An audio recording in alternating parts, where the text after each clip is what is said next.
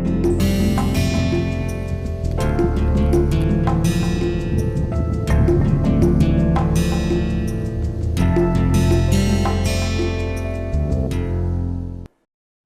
morning. This is the third lecture on axial flow steam turbine. Contents of the lecture are axial flow steam turbine, impulse turbine, blade efficiency or the diagram efficiency, stage efficiency, optimum blade speed and efficiency. I have discussed here about impulse turbine. Impulse turbine is an assembly of nozzle and rotating blades. The pressure remains constant as the fluid passes through the rotating blade. I have indicated C as absolute velocity, W is the relative velocity, U means the blade speed, alpha indicates the absolute angle with respect to tangential direction, beta means the relative angle with respect to tangential direction, 1 indicates inject to the blade, 2 means exit from the blade, Z is the axial direction and theta be the tangential or peripheral direction. Indicating sign convention of the turbine, I have considered clockwise direction is positive. Thus, I have presented here the nozzle along with the rotating blade. The nozzle is down with respect to by the reading, while the rotating blade is presented by the blue ink. Please note that C1 with the velocity of fluid at the exit from the nozzle that makes an angle alpha 1 with respect to tangential direction. With respect to the rotating blades, W1 be the relative inlet velocity and W2 be the relative exit velocity. That makes an angle beta 1 and beta 2 respectively. Z indicates the axial direction and theta be the peripheral direction. U is the blade speed as I have told earlier. Now I have drawn the velocity triangle at inlet and exit. So vectorial addition of W and U will give C. So W1 plus U1 is equal to C1. W1 makes an angle beta 1 and C1 makes an angle alpha 1 with respect to tangential direction. Similarly, at exit W2 plus U is equal to C2. W2 makes an angle beta 2 and C2 makes an angle alpha 2 with tangential directions. This is so far regarding the assembly of nozzle and rotating blade. That's a simple impulse turbine. I have presented here combination of inlet and exit velocity triangle. Inlet velocity triangle is presented here by the blue ink, while the exit velocity triangle by red ink. Now please note that W1 plus U is equal to C1 and W2 plus U is equal to C2. Corresponding angles such as beta 1 and beta 2 is presented here, and so alpha 1 and alpha 2. Note that the projection of C1 is indicated by C theta 1, swirling component of C1. Similarly, swirling component of C2, that is projection of C2 on The tangential direction is represented by c theta 2. Here c theta 1 plus c theta 2 will give del c theta, and cz1 be the axial component of c1. Similarly, cz2 be the axial component of c2. Now this is so far the combined velocity triangle. Now let's come to the discussion of impulse turbine.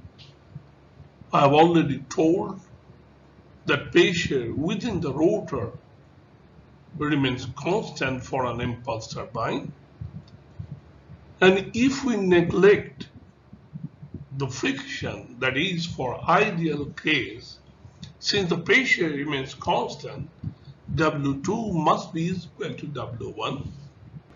But in reality, when there will be friction, W2 would be equal to less than W1.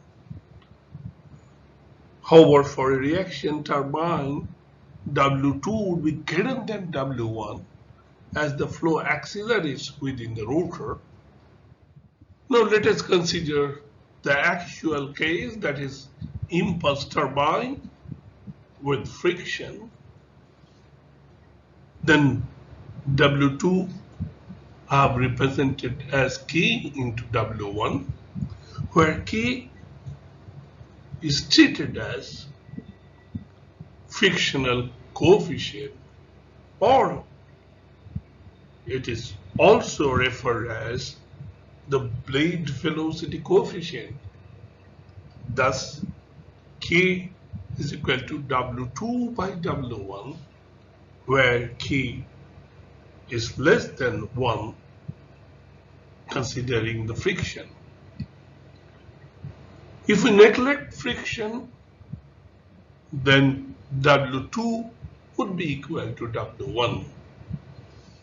Now, considering the velocity triangle, the tangential force on the blade is expressed as F is equal to M into c theta 1 minus t theta 2, that is equal to M into del c theta, where M is the mass flow rate through the turbine and del c theta is the change in solvent component, and considering sign convention, c theta 1 is in the direction of u and it can be treated as positive, while c theta 2 being in opposite direction of blade speed, it can be treated as negative.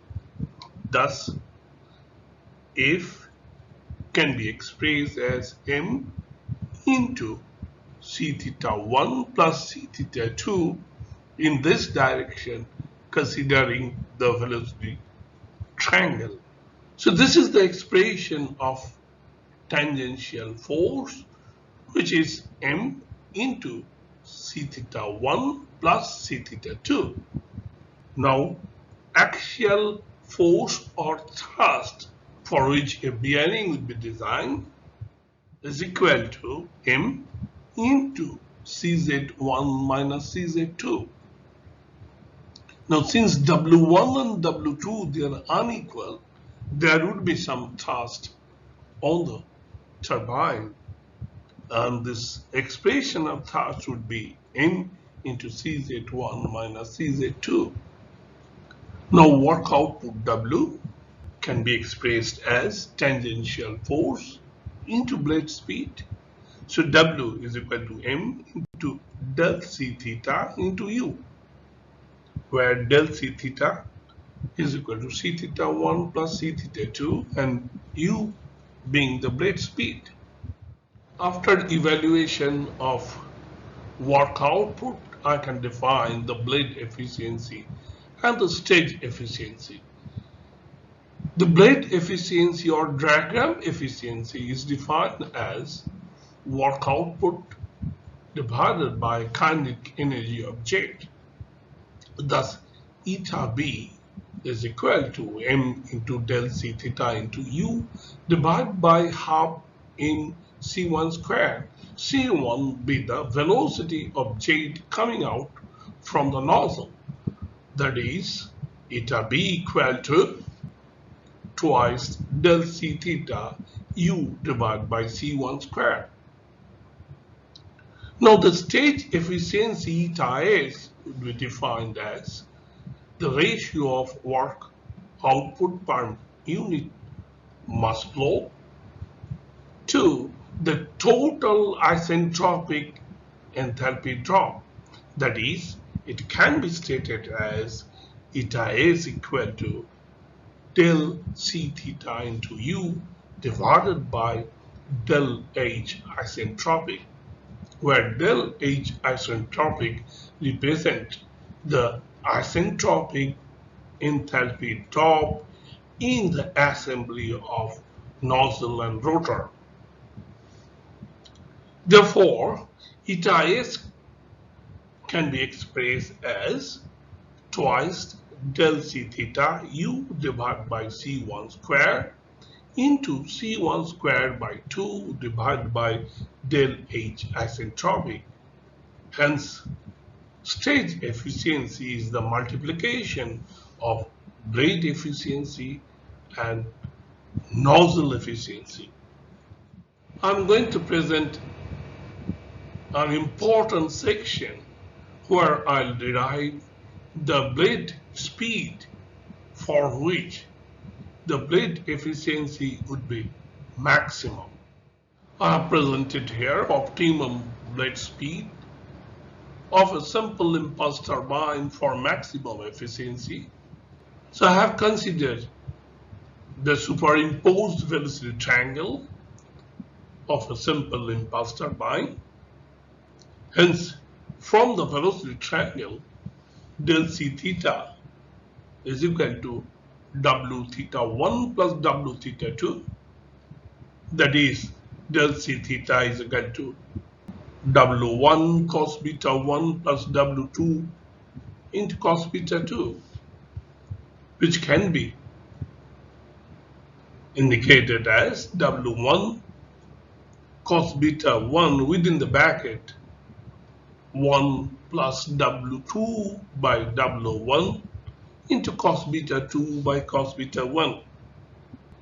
For a symmetric blade, beta 1 would be equal to beta 2. For asymmetric blade, beta 2 and beta 1, they are not equal. So I can consider cos beta 2 by cos beta 1. The ratio is some constant which is represented here by C. Furthermore, I know W2 by W1 is equal to K, which is frictional coefficient. Thus, del C theta is equal to W1 cos beta 1 within bracket 1 plus K into C. Now, W theta 1 can be equated with C theta 1 minus U. Just I can write W1 cos beta 1 is equal to C1 cos alpha 1 minus U within the bracket 1 plus K into C. So this is the expression of del C theta with respect to C1 cos alpha 1 U and K and C. Now we have indicated earlier that blade efficiency is equal to twice del C theta U divided by C1 squared. Thus from here put the value of del C theta here. Thus eta B blade efficiency is equal to twice U divided by C1 squared within the bracket C1 cos alpha 1 minus U within the bracket 1 plus K into C.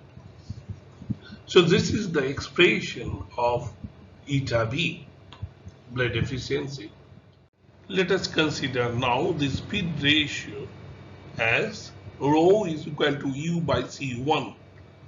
where U is the blade speed and C1 is the velocity of jet coming from the nozzle.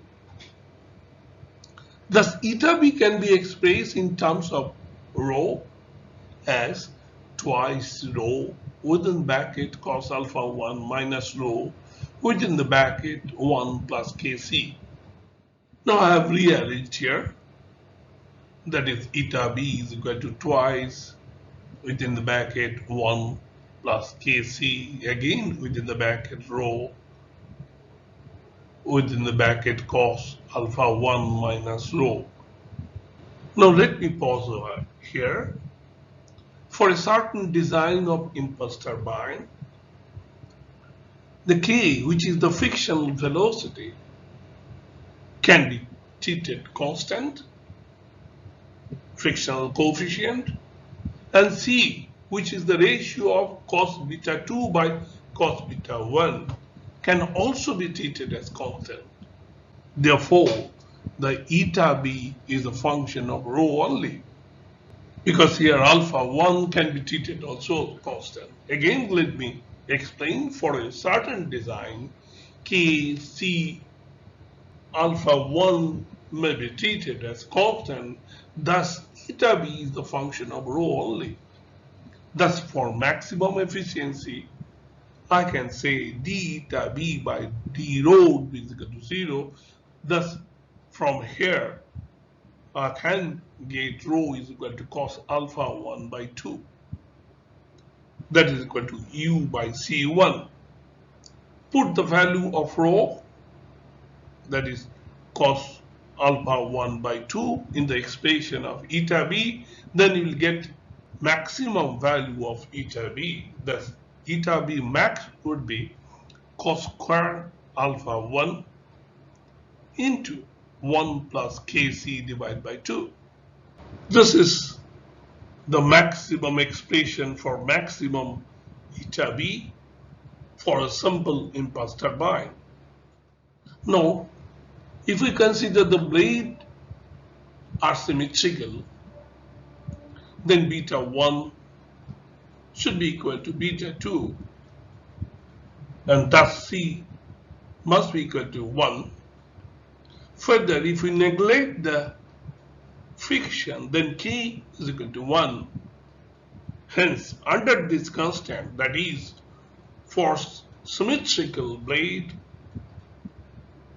with no friction, eta B max, that maximum efficiency of an impulse turbine, would be equal to cos square alpha 1. Now, let us consider a special case of a Builtin wheel. For a Builtin wheel, we know that alpha is equal to 0, and Builtin wheel is an impulse turbine. Thus, when alpha is equal to 0, rho would be equal to half.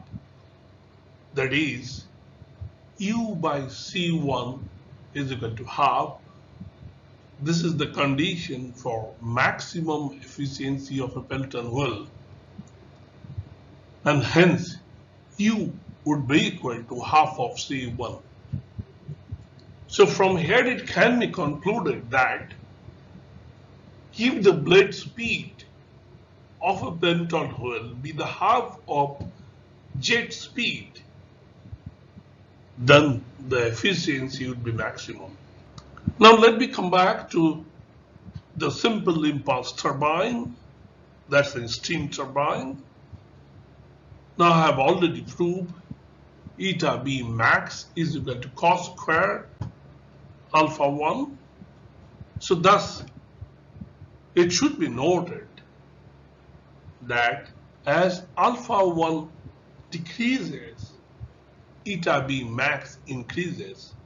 Further, with a decrease of alpha 1, the mass flow rate and hence the power output decreases. Hence, the value of alpha 1 is recommended in between 15 to 25 degrees. I like to indicate here that exhaust from the stage, that is C2, is associated with kinetic energy loss. This kinetic energy loss would be minimum when C2 would be axial.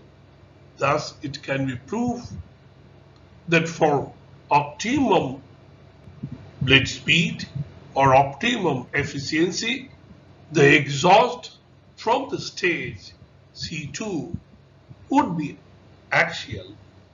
Now I'll discuss about velocity compounding. If the blades used are symmetrical, that is beta 1 is equal to beta 2 with no friction where k is equal to 1, and the exhaust velocity from the stage C2 be axial, then it can be proved for velocity compounding that rho optimum would be equal to cos alpha 1 divided by 2n, where n is the number of rows of moving blade. I have already indicated that velocity compounding is done to decrease the blade speed. Here I have already indicated that optimum blade speed is lower by a factor n, where n being the number of rows of moving blade here. Furthermore, since the second row of blade generates a fraction of work output of the first row, then eta b decreases with n. Further, n beyond 2 is not recommended. So here I have indicated the performance of velocity compounded turbine, where x-axis indicates the blade speed ratio, that is U by C1, and the y-axis indicates the blade efficiency. Now I have superimposed here the blade efficiency when n is equal to 1, and 1 means is a simple impulse turbine, n equal to 2 and n equal to 3.